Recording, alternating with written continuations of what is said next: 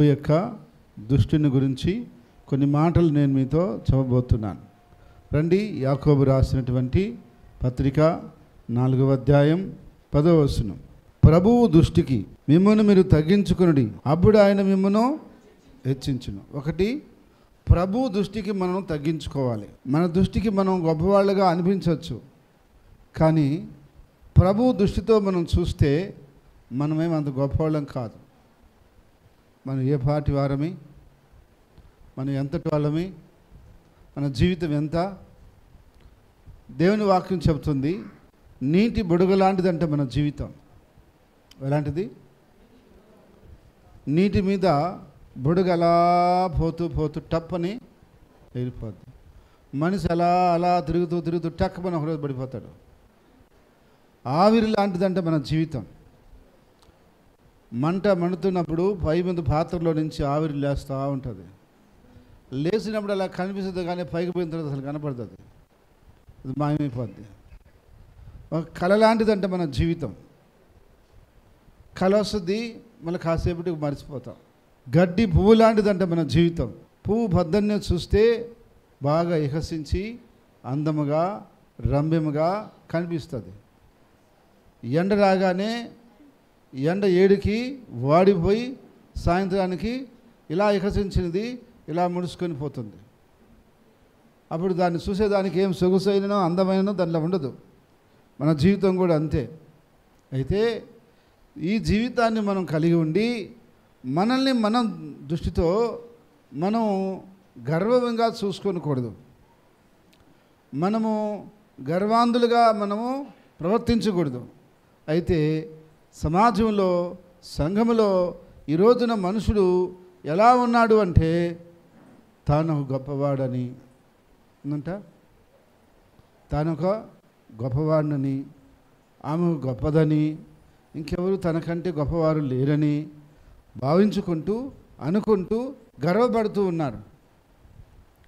అయితే ప్రభువు దృష్టితో మనం చూస్తే మనం ఏం గొప్పవాళ్ళం కాదు.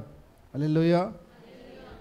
పూర్వకాలంలో మనకంటే గనులు గొప్పవాళ్ళు భూమి మీద ఉన్నారని చరిత్ర చెప్తుంది. కానీ ఇప్పుడు మనం ఉన్నాం. రాబోయే కాలంలో ఎటువంటి వాళ్ళు వస్తారో మనకు తెలియదు. అయితే ప్రభు దృష్టిలో మనం ఎప్పుడు ఎలా ఉండాలంటే తగ్గించుకున్నట్టు ఉండాలి, తగ్గించుకొని జీవించాలి. అంటే అది నటించడం కాదు, యథార్థంగా జీవించాలి. తగ్గించుకున్నట్టు నటించడం వేరు, జీవించడం వేరు. అయితే సినిమా వాళ్ళు నటిస్తారు, పోయి కాళ్ళు పట్టుకున్నట్టు, అది చేసినట్టు ఇది చేసినట్టు నటిస్తారు. కానీ నిజంగా వాళ్ళకి హృదయంలో అది ఉండదు. అది నటించాలి కాబట్టి నటిస్తారు. కాబట్టి నటించడం వేరు, జీవించడం వేరు. ప్రభువు ఏం చూస్తాడంటే నటించేదాన్ని చూడడం, జీవించేవారిని చూస్తాడు. నటించడాన్ని వేషధారణ అన్నాడు, జీవించడం యథార్థత అన్నాడు. కాబట్టి ఈరోజు ప్రభువు దృష్టిలో మనం ఎలా ఉన్నాం, ప్రభు దృష్టికి మనల్ని మనము తగ్గించుకుంటున్నామా లేదా అనేది చూడాలి. ఎప్పుడైతే ప్రభు దృష్టికి మనల్ని మనం తగ్గించుకుంటామో అప్పుడు దేవుడు మనల్ని వెచ్చించడం ప్రారంభిస్తాడట. హల్లెలూయా, హల్లెలూయా. అబ్రహాం ఏమని ప్రార్థన చేశాడు? దుమ్ముని ధూళినైన నేను నిదట ప్రార్థన చేస్తున్నానయ్యా అన్నాడు. ఏంటంట? దుమ్మిని ధూళినయ్యా నేను నిదట ప్రార్థన చేస్తున్నాను అన్నాడు. అబ్రహాము దుమ్మ ధూళ, ఎంతవాడు, ఎంత గొప్పవాడు,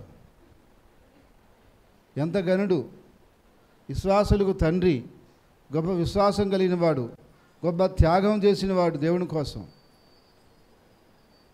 5 రకాల శత్రు సైన్యంతో పోరాడి గెలిచినవాడు. ఇన్ని ఉండి కూడా ప్రభు కాడికి వచ్చినప్పుడు ఏమని చెప్తాడు అంటే, నేను దుమ్ముని నేను ధూళిని అని చెప్తాడు, ప్రార్థన చేస్తాడు. ఈరోజు మనము కూడా దేవుని సన్నిధిలో మనల్ని మనము తగ్గించుకోవాలి. మనకి బలం ఉండొచ్చు, ఒంటి నిండా తెలివి ఉండొచ్చు, లేక మనకు కావలసినటువంటి ఆ యొక్క ఆరోగ్యం ఉండొచ్చు, టాలెంట్ ఉండొచ్చు, చేతి డబ్బు ఉండొచ్చు, ఒంటి నిండా బంగారం ఉండొచ్చు, మనకు ఎన్నో మేలులు ఎన్నో ఈవులు మనకాడ ఉండొచ్చు. కానీ ప్రభు దృష్టిలో నువ్వు ఏం చేయాలి అంటే నువ్వు తగ్గించుకోవాలి. అది దేవుడు కోరుకున్నటువంటి సత్యం. ఈ స్తోత్రం ఎవరికి తెలుస్తుందో వాళ్ళని దేవుడు హెచ్చిస్తూ వస్తాడు. హల్లెలూయా, హల్లెలూయా. వాళ్ళని అంచెలంచెలుగా స్టెప్ బై స్టెప్ పైకి తీసుకొస్తాడు. ఎవరైతే ప్రభువు అన్నా కూడా లెక్క లేకుండా, భయం లేకుండా వారు ఇచ్చలవిడిగా నడుచుకుంటూ వస్తారో వాళ్ళని స్టెప్ బై స్టెప్ తగ్గించుకుంటూ వచ్చేస్తాడు. వాళ్ళు కిందకు వచ్చేస్తారు అంతే. ఒక రోజుకి ఏముండదు వాళ్ళ కాడ. ఎందుకంటే వాళ్ళ గర్వమే వాళ్ళకి నాశనానికి దారి తీస్తూ ఉంది. అందుకని మనం ఏం చేయాలి ప్రభు దగ్గర అంటే తగ్గించుకోవాలా. మనల్ని ప్రభువు చూసినప్పుడు, ఇతరులు చూసినప్పుడు మనలో గర్వం కనపడకూడదు, దీనత్వం కనపడాలి. హల్లెలూయా. మనం ఏం కావాలి? మరుగవుతూ ఉండాలి. ప్రభువుని ఏం చేయాలి? హెచ్చిస్తూ ఉండాలి. ప్రభు ఏం చేస్తున్నాడంటే మనల్ని హెచ్చిస్తూ వస్తాడు. హల్లెలూయా. అయితే ఈరోజు చాలామందికి హెచ్చించబడాలా, అభివృద్ధిలోకి రావాలా, ఇంకా ఒక ఉన్నతమైన స్థాయికి పోవాలా అనే ఆశ ఉంది, కానీ ఎప్పటికీ నెరవేరదు. ఎందుకు అంటే వాళ్ళలో గర్వం అడ్డం వస్తూ ఉంది. వాళ్ళకి ఆ స్తోత్రం తెలియటం లేదు, తగ్గించుకోవాలనే విషయం తెలియటం లేదు. ఇంకొంచెం వాళ్ళు గర్వం పెంచుకుంటున్నారు. దానివల్ల ఎప్పటికీ వాళ్ళు ఉన్నత స్థాయికి పోలేరు. కొంచెం తగ్గామంటే నాకు నష్టమేం లేదు, దేవుడు మనకు సహాయమో చేస్తాడు, ఆయన హెచ్చిస్తాడు. మనుషులు మనల్ని హెచ్చిస్తే వాళ్ళే దించేస్తారు. దేవుడు మనల్ని హెచ్చిస్తే ఎవరు మనల్ని దించలేరు. హల్లెలూయా, హల్లెలూయా. ఇది బాగా గుర్తుపెట్టుకోండి. సామాన్యుడైనా రాజైనా ఎవరైనా దేవుడి కాడ తగ్గించుకుంటే ఇంకా అభివృద్ధిలోకి వస్తారు. హెచ్చించుకుంటే రాజునైనా తగ్గించేస్తాడు దేవుడు. చూడండి ఒకసారి దానియేలు గ్రంథంలో రాజు చెప్పిన ఒక సాక్ష్యాన్ని మనం చూద్దాం. దానియేలు గ్రంథం తీసుకోండి, 4వ అధ్యాయం 37వ వచనం. నెబుకద్నెజరు నేను పరలోకపు రాజు యొక్క కార్యములన్నీ సత్యములను ఆయన మార్గములు న్యాయమునై ఉన్నవనియు గర్వంతో నటించు వారిని ఆయన అనభశక్తుడనియు ఆయన స్తుతించుచు కొనియాడుచు. చూడండి, ముందేమో ఇలా అంటాడు, చూడండి ఏమంటాడు. అదే అధ్యాయంలో 30వ వచనం. రాజు బబులోనును ఈ మహా విశాల పట్టణము నా బలాధికారమును నా ప్రభావ ఘనతను కనబచుటకై నా రాజధాని నగరగా నేను కట్టించింది అని తనలో తాను అనుకును. రాజుకు నెబుకద్నెజరు, ఇదే నీకు ప్రకటన, నీ రాజ్యము నీ యొద్ద నుండి తొలగిపోయెను, తమ యొద్ద నుండి మనుషులు నిన్ను తరిమెదరు, అడవి జంతువుల మధ్య నివాసం చేసు, పశువుల వలె గడ్డి మేసుదువు, సర్వోన్నతుడకు దేవుడు మానవుల రాజ్యముల పైన అధికారి అయి ఉండి తానెవరికి దాన్ని అనుగ్రహింప నిశ్చయించునో వానికి అనుగ్రహించునని నువ్వు తెలుసుకునే వరకు. చూడండి, ఆయన తనలో తాను అనుకున్నాడంట. ఏమని? ఈ మహా విశాలమైన పట్టణం నేను నా బలాన్ని, నా ప్రభావాన్ని, నా ఘనతను చూపించుకోవడానికి నేను కట్టింది అని. అయితే దేవుడు అది చూశాడు. ఒరే, ఇతని దృష్టికి ఇతను హెచ్చించుకుంటున్నాడు, ఇతన్ని కొంచెం చూడాలనుకొని ఇలా చెప్పాడు. ఇదే నీకు ప్రకటన, నీ రాజ్యం తొలగిపోద్ది, ప్రజలు నిన్ను ధర్మేస్తారు, నువ్వు అడవిలోకి వెళ్ళిపోతావు, అడవిలో జీవిస్తావు, నీకు అన్నం నీళ్ళు ఉండదు, గడ్డి మెయ్యాలా, నువ్వు అక్కడే చలికి ఎండకి వానకి తడవాలా, 7 కాలాలు అలా బతుకుతావు అన్నాడు. అంతే, ఆ రోజే అతను వెళ్ళిపోయాడు. ఆ రోజే వెళ్ళాల్సి వచ్చింది. ఎందుకని? తన దృష్టికి తాను హెచ్చించుకున్నాడు కాబట్టి. తగ్గించుకోనుంటే అటువంటి పట్టణాలు 10 కూడా కట్టుండొచ్చు ఆయన. ఏంది, దేవుడు కట్టించుండొచ్చు ఆయన చేతనే. కానీ ఆయన ఏం చేశాడు? హెచ్చించుకున్నాడు కాబట్టి ఆయన్నే పంపించాడు. ఎండకి ఎండాడు, వానకు తడిచాడు, మంచుకు నానాడు, జుట్టు కత్తిరించేవాళ్ళు లేరు, గోళ్ళు పక్షిరాజు గోళ్ళు అయిపోయినాయి, స్నేహం చేయటానికి మనిషి లేడు, మాట్లాడటానికి మనిషి లేడు, ఆయన ఆదరించే వాళ్ళు లేరు, పట్టించుకునే నాదులు లేడు. 7 కాలాలు ఆ జంతువుల మధ్యలో భయపడుతూ అల్లాడుతూ జీవించాడు. ఎందుకు? ఆయన దృష్టికి ఆయన ఏం చేసుకున్నాడు? హెచ్చించుకున్నాడు కాబట్టి. అదే తగ్గించుకో ఉండుంటే చాలా చేస్తుండేవాడు. అయితే ఒకరోజు అతనికి బుద్ధి వచ్చి ఇలా అనుకున్నాడంట, దేవుడు అనుకుంటే ఎవరినైనా సరే ఏమైనా చేస్తాడు, కాబట్టి నేను ఎంతటోడిని, రాజు చిరంజీవి అవును గాక, దేవుడు ఎల్లప్పుడూ జీవించి వర్ధులను గాక, ఆయనకే మహిమ ఘనత ప్రభావాలు చెల్లిస్తున్నాను అని చెప్పి దేవుని స్తుతించడం ప్రారంభించాడు, దేవుని హెచ్చించడం ప్రారంభించాడు, దేవుని కొనియాడటం ప్రారంభించాడు, దేవుని గణపరచడం ప్రారంభించాడు. అప్పుడు దేవుడు మళ్ళా జ్ఞాపకం చేసుకొని మళ్ళా మనుషులను పంపించి ఆయన రాజ్యం ఆయనకిచ్చి, ఆయన మంత్రులను ఆయన హోదా ఆయనకిచ్చి స్థిరపరిచాడు. అప్పుడు ఆయన అన్నాడు, ఏమన్నాడంటే, ఎవడైనా సరే, చూడండి మళ్ళీ అదే 4వ అధ్యాయం 37వ వచనం, ఇలాగున నెబుకద్నెజరు అను నేను పరలోకపు రాజు యొక్క కార్యములనియు సత్యములనియు ఆయన మార్గములు న్యాయమని అనియు ఉన్నవనియు గర్వముతో నటించు వారిని ఆయన అనభశక్తుడనియు ఆయన స్తుతించుచు కొనియాడుచు గణపరుస్తున్నాను. గర్వంతో నటించే వారిని ఏం చేస్తాడంట? ఆయన చేస్తాడు. నేను దాన్ని అనుభవించాను, నేను చూశాను దాన్ని ప్రాక్టికల్గా, కాబట్టి మీరెవరు అలా చేయకండి అని ఆయన లాస్ట్లో ఒక స్టేట్మెంట్ ఇచ్చాడు. కాబట్టి ఈరోజు కూడా ఈ భూమి మీద ఎవరైతే అలా గర్వంతో నటిస్తున్నారో వాళ్ళందరినీ ఎక్కడో దగ్గర అణిచేస్తాడు అంతే. ఏదో ఒక పాయింట్లో, ఏదో ఒక కోణంలో, ఏదో ఒక కారణంలో అలాగ వంచేస్తాడు, అణిచిపడేస్తాడు అంతే, అతలాకుతలం చేసేస్తాడు. ఆ గర్వం చాలా ప్రమాదకరమైంది. ఆ యొక్క గర్వం అనేది మనలో లేకుండా మనం తగ్గించుకోవడం నేర్చుకోవాలి. ఒకవేళ నువ్వు ఉంది అని నువ్వు అనుకుంటే ప్రభు దగ్గర ప్రార్థన చేయాలి. ప్రభువా, ఒకవేళ ఇది నాకు నా గర్వాన్ని సూచిస్తూ ఉంటే నేను అలా ఉండకుండా నేను తగ్గించుకొని నీ దృష్టికి దినంగా జీవించడానికి సహాయం చేయనని చెప్పి అడగాల. అలా మనం ఉంటే ఒక సమయం వస్తుంది. చూడండి, పేతురు రాసిన పత్రిక 5వ అధ్యాయం, మొదటి పత్రిక 5వ అధ్యాయం 5వ వచనం కూడా చూద్దాం ఒకసారి. మీరందరూ ఎదుటి వారిలో దీన మనసున్న వస్త్రము ధరించుకొని మిమ్మల్ని అలంకరించుకునండి, కృపను అనుగ్రహించును. దేవుడు తగిన సమయమందు మిమ్మల్ని హెచ్చించినట్లు ఆయన బలిష్టమైన చేతి కింద దీన మనస్కులై ఉండండి. చూడండి, దేవుడు ఏం చేస్తాడంటే అహంకారాలను ఎదురిస్తాడట, దీనులకు కృపనిస్తాడట. అందుకని దీన మనస్సు అనే వస్త్రాన్ని మనం ధరించుకో ఉండాలని, దేవుని చేతి కింద అణిగి ఉండాలని చెప్పాడు. ఎట్లా అణిగి ఉంటే దేవుడు తగిన సమయంలో మనల్ని ఏం చేస్తాడు? హెచ్చిస్తాడు. అయితే మనిషికి గర్వం వస్తుంటే మాత్రం ఒక సమయంలో తొక్కేస్తాడు అంతే, ఇక జీవితం వాడికి అయిపోద్ది. అందుకని దేవుని వాక్యం ఏం చెప్తుందంటే మనం ఎంత అణిగి ఉంటామో అంత దేవుడు హెచ్చిస్తాడు. అయితే ఎక్కడ అణిగి ఉండాలా? భార్య భర్త దగ్గర అణిగి ఉండాలా? మనం ఒక యజమాని దగ్గర పనిచేస్తున్నప్పుడు అణిగి ఉండాలా? ఒక గురువు దగ్గర మనం ఉన్నప్పుడు అణిగి ఉండాలా? ఎందుకంటే మనం గర్వంగా ప్రవర్తించకూడదు.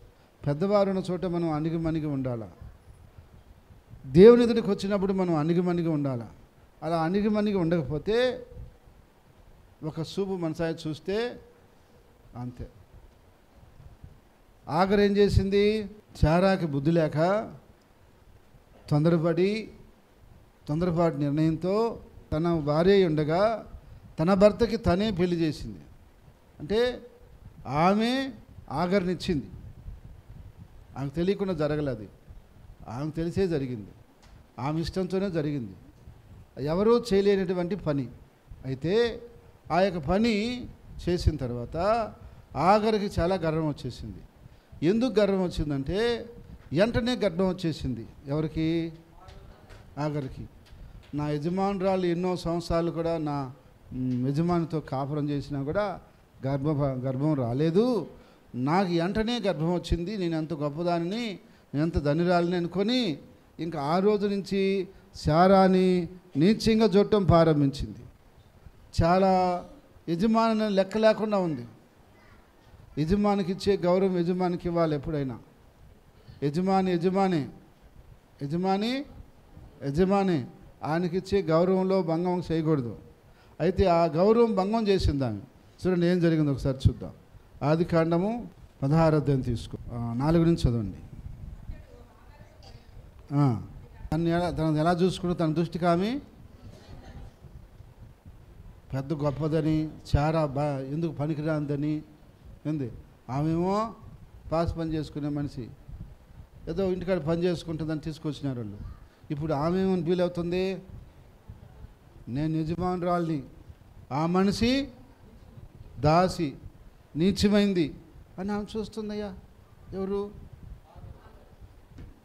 చాలా స్థాయి అయింది, ఆఖరి స్థాయి అయింది. చాలా యజమానురాలు, ఆమె గొప్ప వ్యక్తి, ధనవంతురాలు. ఈమె పని మనిషి. ఎవరు? ఆగరు. సరే ఏదో నీ టైం బాగుండి నువ్వు భార్య అయినావు. అయితే నువ్వేం చేయాలా?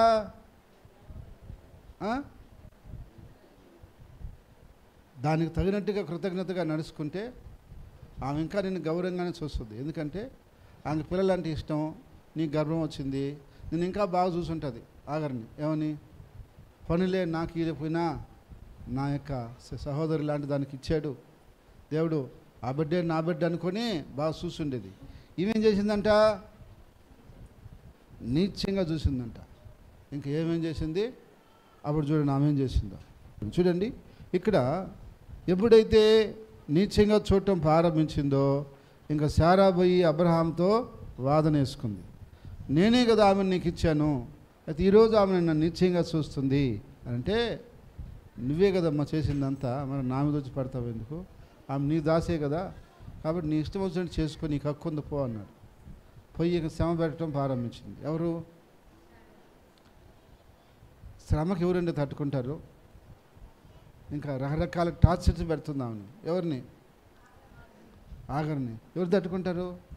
నా వల్ల కదరా నాయనా, ఊపిరుంటి ఉప్పు అమ్ముకొని బతకచ్చు, ఎల్లో చెప్ప పెట్టకుండా ఒకరోజు వెళ్ళిపోయింది. ఏంది? వెళ్ళిపోయి ఏడ్చుకుంటా ఉంది. కానీ దేవుని యొక్క ఇంటిలో ఉండి అబ్రహాంకు భార్య అయినది కాబట్టి దేవుడు ఏం చేశాడంటే ఒక దూతను పంపించాడు ఆంకాడికి. పంపించి ఏం ఆగరు, ఏంది మందలా ఎట్టబోతున్నావు అంటే, ఎట్టబోయేది ఏముందో దిక్కులేందని అయిపోయాను, అన్యాయం చేశారు నాకు, నేను అన్యాయం అయిపోయినానని చెప్పింది. ఎందుకు? ఏం జరిగింది అసలు, ఏంటి విషయం అంటే, నా యజమానురాలు నన్ను ఇబ్బంది పెడతా ఉన్నాను. సరే నువ్వేం చేసినావు అంటే, నేనేం చేశాను, నేనేం చేయలేదు, ఆమె చెప్పినట్టు పెళ్లి చేసుకుంటుని, ఆమె చెప్పినట్టు బిడ్డను కంటుంటుని అని చెప్తుంది. ఎవరు? కానీ నువ్వేం చేయలేదా? దేవుడు చూడలేదా? అప్పుడు దేవుడు ఏమన్నాడంటే, నోరు మూసుకొని నాకు తెలుసు కానీ నువ్వు చెప్పిన కథలన్నీ చాలు, పోయి యజమానురాలు కింద నువ్వు అన్నిగి ఉండు, ఆ చేతి కింద బాగానే ఉంటుంది నీ జీవితం. నువ్వు అట్ట కాదు, నీ ఎక్స్ట్రాలన్నీ చేసేవంటే నీ ఇబ్బంది పడతావు, పోతిరిగి అనింది. ఇంక అప్పుడు మళ్ళీ తిరిగి వచ్చింది.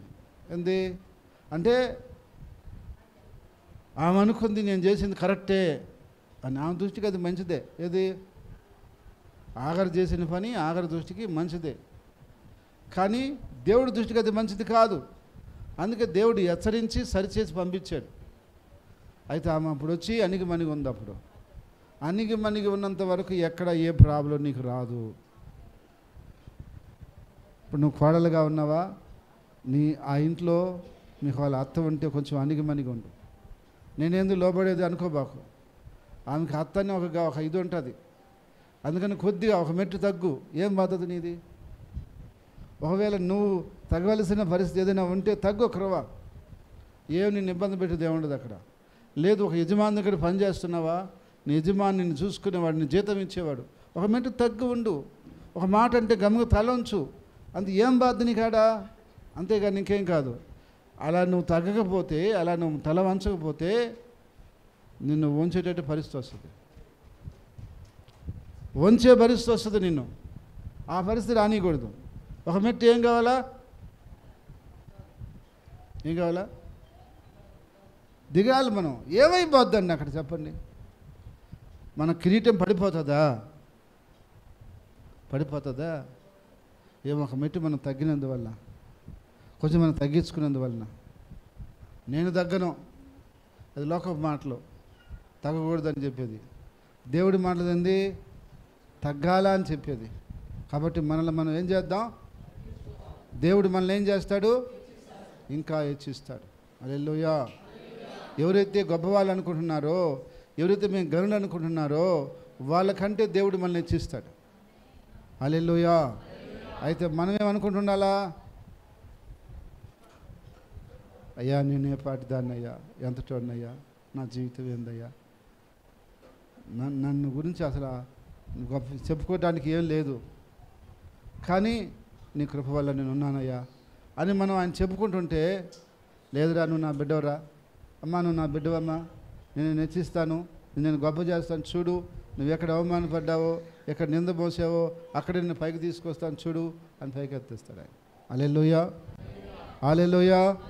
అయితే అందుకని దేవుడు చెప్పిన మనకు మాట ఏంటంటే తగ్గించుకోవాలి. మన యేసయ్య తగ్గించుకున్నాడండి. మనది ఎంత బతుకు చెప్పండి? ఆఫ్టర్ ఆల్ మనది ఎంత చెప్పండి? పరలోకం నుంచి భూలోకానికి వచ్చాడు ఆయన. తండ్రితో ఉండే భాగ్యాన్ని విడిచిపెట్టుకొని ఈ మట్టి మనుషులతో ఉండే మన దాంట్లోకి వచ్చాడు ఆయన. ఆ మహిమను వదులుకొని, పరలోక మహిమను వదులుకొని ఒక సామాన్యుడిగా ఉండటానికి వచ్చాడు ఆయన. అనుకుంటే ఏ రోజు ఇంట్లో పుట్టచ్చు, ఏ రోజు ఇంట్లో పుడితే ఆయన భోగం ఎలా ఉంటుంది? రాజభోగాలు అనుభవించవచ్చు ఆయన. బంగారు ఉయ్యాలు ఇక తెచ్చి ఏ రోజు ఉయ్యాట్లు వేసి ఊపుంటాడు. ఎవరు? యేసయ్యని. కానీ ఆయన తీసుకుపోయి ఆడబెట్టినారు పశువుల తొట్టిలో. కంపు కొడుతుంటుంది అది. పశువుల తొట్టికి మంచి వాసన వస్తుందా? కుడితి నీళ్ళు పోసి పోసి పోసి వాసన కొట్టుంటుంది అది. అలాంటి దాంట్లో పెట్టారు ఆయన. ఏం కర్మ అండి ఆయనకి? ఏం కర్మ చెప్పండి? ఇంత సృష్టించి ఇంత చేసి పోయి పొట్టెల తొట్టిలో పనుకోవాల్సిన కర్మ అయింది ఆయనకి. నీ కోసం నా కోసం తగ్గించుకున్నాడు ఆయన. తను తాను రిక్తునిగా దాసునిగా చేసుకున్నాడు. ఎవరు? యేసయ్య. ఇంకా మన ఎంత అండి చెప్పండి? ఇంకా మనం ఎంత చెప్పండి? మన జీవితం ఎంత? అటువంటి దేవుడే, ప్రభువే తను తాను తగ్గించుకోగలిగినప్పుడు ఇక మనం తగ్గించుకోవడానికి ఏంటండి ఇబ్బంది? తగ్గించుకునేందు వల్ల నష్టం లేదు. కాబట్టి మనం తగ్గించుకొని మనం ముందుకెళ్తే రాబోయే రోజుల్లో దేవుడు స్టెప్ బై స్టెప్ మనల్ని ఏం చేస్తాడు? పైకి తీసుకొని వస్తూ ఉంటాడు. ఇది స్తోత్రం. ఇది మీరు గుర్తుపెట్టుకుంటే, దీని ప్రకారంగా నడుచుకుంటే దేవుడు మిమ్మల్ని హెచ్చిస్తూ వస్తాడు. లేదు నేను ఆ ఈరుడిని సూర్యుడిని నేను అది ఇది అని అన్నామంటే ఆడ వరకు తగ్గించుకుంటూ వస్తాడు, తగ్గించుకొని చేస్తాడు. లాస్ట్కి మన పరిస్థితి అదొక రకంగా అయిపోతుంది. అందుకని మనం ఏం చేయాలి? ప్రభు దృష్టికి మనల్ని మనం తగ్గించుకోవాలి. రెండో భాగం చెప్పి ముగిస్తాం. ఒక విషయాన్ని మన దృష్టితో మనం చూడకూడదు, దేవుని దృష్టితో మనం చూడాలి. హల్లెలూయా. ఒక సమస్య ఉంది, దాంట్లో ఒక అవసరం ఉంది, ఏదైనా ఒక శత్రువు ఉన్నాడు, మన దృష్టితో మనం చూడకూడదు.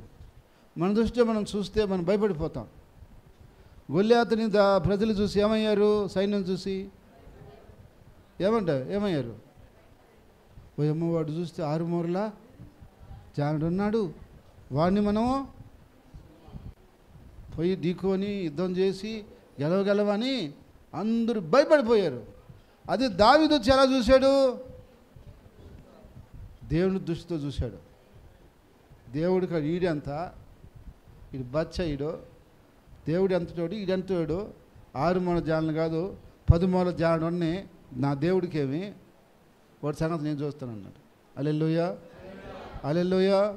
అంటే ఇజ్రాయేల్ ప్రజలు రాజు చూసిన కోణం వేరు, దావీదు అతను చూసిన కోణము వేరు.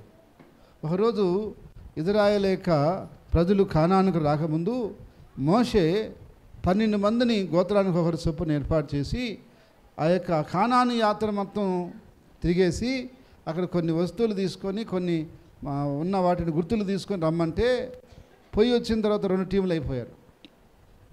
ఇద్దరు ఒక రిపోర్ట్ ఇచ్చారు, 10 మంది ఒక రిపోర్ట్ ఇచ్చారు. ఇద్దరు ఏమని రిపోర్ట్ ఇచ్చారంటే చూడండి, సంఖ్యాకాండము 13వ అధ్యాయం 27 నుంచి చూద్దామా. చూడండి, ఇక్కడ 2 రిపోర్ట్లు వచ్చాయి.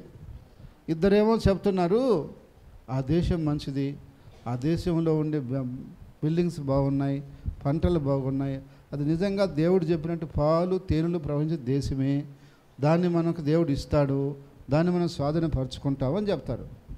10 మంది ఏమంటారంటే అయ్యా ఆ దేశం కూడా వాళ్ళంతా చెప్పిందంతా అదంతా కరెక్టే, కానీ ఒకటి మాత్రం తప్పు అన్నారు. ఏంటి తప్పు అంటే ఆ దేశం నుండి మనుషులు మాత్రము ఉన్నత దేహులు, వాళ్ళు ఎంత పొడుగున్నారో, ఎంత లావు ఉన్నారో, ఎంత బలాఢ్యులో మేము చూసినప్పుడు వాళ్ళ కాడ మేము నిలబడితే చిన్న మిడతలాగున్నాము మా దృష్టికి మేము. వాళ్ళు కూడా మా సాయి చూసినప్పుడు మమ్మల్ని మిడతలు చూసినట్టే చూసినారు. కాబట్టి ఆడికి పోయి వాళ్ళ చేతుల్లో పడి సావటం కంటే మనం తిరిగి వెళ్ళిపోదాం అన్నారు. ఎవరు? 10 మంది. ఈ ఇద్దరు ఏమన్నారంటే లేదు లేదు, దేవుడు వాగ్దానం ఇచ్చున్నాడు, మనం విశ్వాసంతో పదాము, దేవుడు మనకు సహాయం చేస్తాడు అని చెప్పి అంటారు. వీళ్ళని వాళ్ళు రాళ్ళతో కొట్టబోతారు. మీరు ఎందుకు ఇట్లా చెప్తారు? వాళ్ళతో మనం పోరాడగలమా? వాళ్ళు ఎంత మనసులు అనుకున్నారు, అసలు ఎటువంటి వాళ్ళు ఏమో ఆ జనాన్ని చూస్తుంటే అసలు భయం వేసేస్తుంది. మిడతంటే ఎంత ఉంటుంది? అట్టున్నాము వాళ్ళ ముందర కాడికి పోతే మేము, ఇంకా ఆడికి పోతే వాళ్ళు మనం ఒక చేతి అట్టిసిరి పడేస్తారు, ఇంకా ఆడి పోవటం వేస్ట్ అని చెప్తున్నారు వీళ్ళు. కానీ వాళ్ళు ఏం చెప్తున్నారు? ఇద్దరు మన దేవుడు మనకుండగా వాళ్ళు మనల్ని ఏం చేస్తారు? దేవుడు మనల్ని ఆనందించాలి కానీ మనకు ఆహారం అయిపోతారు వాళ్ళు మనల్ని ఏం చేయలేరని చెప్తున్నారు. వీళ్ళు చూసిన దృష్టి వేరు, వాళ్ళు చూసిన దృష్టి వేరు. ఒక సమస్యని ఎప్పుడు కూడా మన దృష్టితో చూస్తే మనకు భయం వేస్తుంది, అదే దేవుని దృష్టితో చూస్తే మనకు భయం వేయదు. హల్లెలూయా, హల్లెలూయా. ఇప్పుడు ఒక వ్యాధి ఉందనుకుందాం, ఇది మనకు దృష్టితో చూస్తే మనకు కష్టమే. ఒక అప్పు ఉందనుకుందాం, మన దృష్టితో చూస్తే మనకు కష్టమే. ఏమో ఇంత మనం చేయగలమా, ఇంత మనం తీర్చగలమా, ఏమో ఇది అంత అంత అనిపిస్తుంది. అది దేవుని దృష్టితో చూస్తే అది దేవునికి ఏమైనా కష్టమా, ఇబ్బందా, అసాధ్యమా? అసాధ్యమా కాదు. అయితే ఇప్పుడు ఈ 10 మంది ఏ దృష్టితో చూశారు? వాళ్ళ దృష్టితో చూసుకున్నారంట. ఎప్పుడు వాళ్ళ దృష్టితో చూస్తే మనకు అట్టే ఉంటుంది. దేవుని దృష్టితో చూడాలి మనం. హల్లెలూయా, హల్లెలూయా. దేవుడి దృష్టితో చూస్తే ఏది కూడా మనకు కష్టం అనిపించదు, ఏది మనకు అసాధ్యం అనిపించదు. ఎందుకంటే దేవుడు సహాయం చేస్తున్నప్పుడు మనకేమని చెప్పండి? మనదేముంది కన్నా? మన ఊరికట్టు నిలబడి ఉంటే చాలు, తాత్కాలికంగా కార్యం జరిగిచ్చేస్తాడు ఆయన. హల్లెలూయా, హల్లెలూయా. అయితే ఈరోజు మనం ఎందుకు భయపడుతున్నామంటే మనం మన దృష్టితో చూస్తున్నాం, అందువల్ల మనకు భయం వేస్తుంది. మన దృష్టితో చూడటం మానేయండి, దాన్ని దేవుని దృష్టితో చూడండి, అప్పుడు ఏది కూడా మీకు భయం వేయదు. ఎందుకని? ఇప్పుడు చిన్న రాయిని భూతత్వంలో పెట్టి చూస్తే ఎట్ట కనిపిస్తుంది? ఎందుకు అనిపిస్తుంది అట్ట? భూతత్వం ఉండేది అందుకు అటు చూపించడానికి, చిన్నదాన్ని కూడా పెద్దదిగా చూపించడానికి. ఇప్పుడు మన యొక్క నేత్రాల యొక్క పరిధి జ్ఞానము ఎటువంటిదంటే ఒక సమస్య రాగానే చూసి భయపడుతుంది. కానీ అదే దేవుని దృష్టితో చూస్తే ఏ సమస్యకి భయపడదు, ఎలాంటి విషయానికి భయపడదు. మార్త అంటది, మా తమ్ముడు చచ్చిపోయి 4 రోజులు అయిందయ్యా, నువ్వు సమాధి తెరుస్తానంటున్నావే, ఏమైనా తెలివి జ్ఞానం ఉందా నీకు అంటది. ఏం మార్త, నీకు ఏం చెప్పాను, నువ్వు ఏం చేస్తున్నావు? నమ్మితే దేవుని మహిమను చూస్తావు, తీరాయి అన్నాడు. తీరాయి అన్నాడు. రాయి తీయగానే లాజరు బయటికి రా అన్నాడు. అంతే, లేచి వచ్చేసినాడు. లేచి వచ్చేసాడు. ఆమె అనుకుంటుంది చచ్చిపోయి 4 రోజులు అయిపోయింది, వాసన కొడుతుంటాడు, కంపు వచ్చేస్తుంది అని. అంటే ఆమె ఏ దృష్టితో ఆలోచన చేస్తుంది? కాబట్టి ఎప్పుడు కూడా ఏ విషయాన్ని కూడా మానవ దృక్పథంతో మీరు చూస్తే అది అసాధ్యమే. కానీ దేవుని దృష్టితో మీరు చూస్తే ప్రతిదీ సాధ్యమే. భయపడాల్సిన అవసరం లేదు. ఈరోజు నేను అడిగి విషయాన్ని బాగా వినండి. ఒకవేళ మీకు ఒక సమస్య ఉంది, అది కుటుంబ సమస్య కానీ, ఆరోగ్య సమస్య కానీ, బిడ్డల సమస్య కానీ, లేకపోతే ఉద్యోగ సమస్య కానీ, వ్యాపార సమస్య కానీ, లేకుంటే ఇతర సమస్యలైనా కూడా ఒకటి ఉంది. దాన్ని మీరు ఏ దృష్టితో చూస్తున్నారు? మీ కళ్ళతో మీరు చూస్తే అది మీకు అసాధ్యమే. కానీ యేసయ్య కళ్ళతో చూడండి. హల్లెలూయా, హల్లెలూయా. అప్పుడు అది పెద్దదిగా అనిపించదు, అది చిన్నదిగా అనిపిస్తుంది. ఆయన దృష్టికి అది చాలా చిన్నది అనిపిస్తుంది. అసలు ఇదంతా అనిపిస్తుంది. ఎందుకని? ఆయన దృష్టి ఎదుట ఏది కూడా గొప్పది కాదు, ఏది కూడా అసాధ్యమైనది కాదు. అందుకని నేను ముగిస్తున్నా. ఒకటి, ప్రభు దృష్టికి మనం తగ్గించుకోవాలి. రెండు, ప్రభు దృష్టితో మనం చూడాలి. ఏ సమస్యనైనా దేన్నైనా ఆయన దృష్టితో చూడాలి. ఎప్పుడైనా యేసయ్య భయపడినట్టుందా చరిత్ర? ఆయనకే భయం వేస్తే ఇంకేముంది కదా? ఆయనకు అప్పుడు ఎందుకు వస్తుంది భయం? ఆయన దేవుడు, సృష్టికర్త, సృష్టిని కంట్రోల్ చేసేవాడు. ఆయన మాటే ఖర్చు ఆయనకి, అంతే, అంతా ఆగిపోతుంది. సృష్టాన్ని స్తంభించేస్తాడు. ఆయన దృష్టితో చూడండి. హల్లెలూయా, హల్లెలూయా. అప్పుడు మీకు ఏది అసాధ్యంగా అనిపించదు. లేదు, మీరు ఆ 10 మందిలాగా చూశారనుకో, ఏడ్చుకొని కూర్చుండాల్సిందే. వాళ్ళు ఏడ్చుకున్నారండి, అందరూ కూర్చొని వాళ్ళు గుడారాల కాడ ఏడుపుకి ఎత్తుకున్నారు. సరే, వాళ్ళకి సరే బుద్ధి లేక చెప్పారనుకో, ఇన్ని వాళ్ళకైనా బుద్ధి ఉండవలే, వాళ్ళ మాట నమ్మి వీళ్ళు కూడా ఏడవటం ప్రారంభించారు.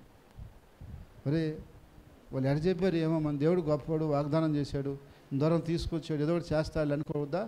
వీళ్ళు కూడా ఏడుపుకి ఎత్తుకున్నారు. అందరూ కలిసి పండి మనం వెనక్కి వెళ్ళిపోదాము అని చెప్పి ఒక నాయకుడిని మాట్లాడుకోవడానికి ప్రయత్నం చేస్తున్నారు. అంటే మనుషులు గొర్రెలు ఎందుకన్నారంటే అందుకే అన్నారు. ఒక గొర్రె పోయిందనుకో, ఇంకేం ఆలోచించేది కూడా లే, ఈ గొర్రె కూడా లేచిపోతా ఉంటుంది. ఆలోచన చేయదు. అప్పుడు ఆ గొర్రె పోయింది, నేను బాత, ఆ గొర్రె పోయి బురదలో పడుతుంది, నువ్వు కూడా పడతావు. అందుకని మనం ఎప్పుడు కూడా ఏం చేయకూడదు, మన దృష్టితో చూస్తే మనకు కష్టమే. దేవుని దృష్టితో చూడండి, ఏది కష్టమైంది లేదు. ఎందుకంటే ఆయన భూమిని ఆకాశాన్ని నోటి మాటతో సృష్టించినవాడు. ఆయనకి పలికితే చాలు, ఆయన మాట మాత్రం సెలవిమన్నాడు. ఆయన ఒక దాసుడు వచ్చి, నా దాసుడు బాగవుతాడు, నువ్వు ఒక మాట చెప్పయ్యా చాలు అన్నాడు. బా, నీ విశ్వాసం గొప్పదిరా నాయన అన్నాడు దేవుడు. మనము ఎన్ని మాటలు చెప్పినా భాగ్యంలే అంటాం. ఎందుకని? విశ్వాసం లేదు. అందుకని మీరు ప్రభు దృష్టికి తగ్గించుకోండి, ప్రభు దృష్టితో ఒక సమస్యను చూడండి. అంతేకాని మీ దృష్టితో చూస్తే భయపడిపోతాం మనం. ఎందుకంటే ఏమో అంత పెద్దది, ఎంత పెద్దది, అది ఇది ఉంటాయి కదా, ఏవో వినుంటాం కదా, మనం ఏవో చూసుంటాం కదా, అట్టయిపోయారంటే అని చెప్పి ఏదో మా ఆలోచనలు వస్తాయి. కానీ ఏది కూడా మీరు మీ దృష్టితో చూడబాకండి. ఇది నా కష్టమే ప్రభా, కానీ నీ కష్టమా? నీ కష్టమా కాదు, దీన్ని సరిచేయని మనం అడగచ్చు. హల్లెలూయా. అయితే అలా అడిగితే దేవుడు తప్పకుండా మనం సహాయం చేస్తాడు. ఈరోజు నుంచి తగ్గించుకోండి, దేవుడు మనం హెచ్చిస్తాడు. మీకు అర్థమైతే ఏ సమస్య మీ ముందుకు వచ్చినా ఫస్ట్ మీ దృష్టితో చూడబాకండి, దేవుని దృష్టితో చూడండి. ఎంత పెద్ద గనుడైనా కూడా కావచ్చు, దేవుని దృష్టితో చూడండి ఆయన్ని.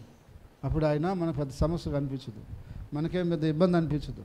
అది ఎంత పెద్ద సమస్య అయినా సరే దేవుని దృష్టితో చూడండి, దాన్ని అది చిన్నదిగా అయిపోతుంది. అప్పుడు మనకి విశ్వాసం వస్తుంది, ధైర్యం వస్తుంది, దాన్ని జయిస్తాం. వాళ్ళు చెప్పినట్టు, ఆ ఇద్దరు చెప్పినట్టు యెహోషువ కాలంలో ఆ కానానీయులందరినీ జయించి ఆ భూమిని అంతటినీ స్వాధీనపరుచుకున్నారు. మొత్తం పాలు తేనెలు ప్రవహించే దేశం అంతా వాళ్ళు స్వాధీనం అయిపోయింది. ఎందుకంటే దేవుడు చెప్పాడు, దేవుడు ఇచ్చాడు. అయితే ఆడెవరైనా ఉన్నాయి అవతల, మనకు భయంలే. దేవుడు చెప్పాడు, ఆయన మాట ప్రకారం మనం ముందుకెళ్ళాలి, అంతే. హల్లెలూయా. దేవుడు మన సహాయమో చేస్తాడు. హల్లెలూయా చెప్దామా? హల్లెలూయా. దేవుడు చెప్పిన మాట నమ్ముదామా? సరే, ప్రార్థన చేయండి. యేసు ప్రభువా, నీకు వందనాలు చెల్లిస్తున్నాం తండ్రి. మా దృష్టికి మేము నిజంగా చెప్పాలంటే అసలు దేనికి పనికిరాని వారమే. ఒకవేళ మేము 10 మందిలో అది ఇది అని చెప్పుకో ఉండొచ్చు, కానీ మాలో ఎంత ఎతికినా ఏ మంచి లేదు ప్రభువా. అణువణువున పాపమే ఉంది. అలాంటి మేము ఎలా గొప్పవాళ్ళం అవుతాము? పాపము లేని మీరు మాత్రమే గొప్పవాళ్ళు, కానీ పాపులైన మేము ఎలా గొప్పవాళ్ళం కాదు. కానీ తండ్రి, గనుడా, మహాగనుడా, నువ్వు ఎంతో గొప్పవాడివి. నీ దృష్టి ఎదుట మేము అయ్యా దుమ్ముకైనా పనికిరాని వారమే. నీ కాళ్ళు తాగటానికి కూడా పనికిరాము, నీ కాళ్ళ కింద దుమ్ము కూడా పనికిరాము మేము. యేసయ్యా, యేసయ్యా, అయినా మమ్మల్ని ప్రేమించి మమ్మల్ని ఎన్నుకొని నీ రాజ్య వారసులుగా చేసుకొని నీ బిడ్డలుగా ఒక గౌరవము, గుర్తింపు మాకిచ్చి నీ సన్నిధిలో మమ్మల్ని నిలిపినందుకు నీ కృతజ్ఞతలు.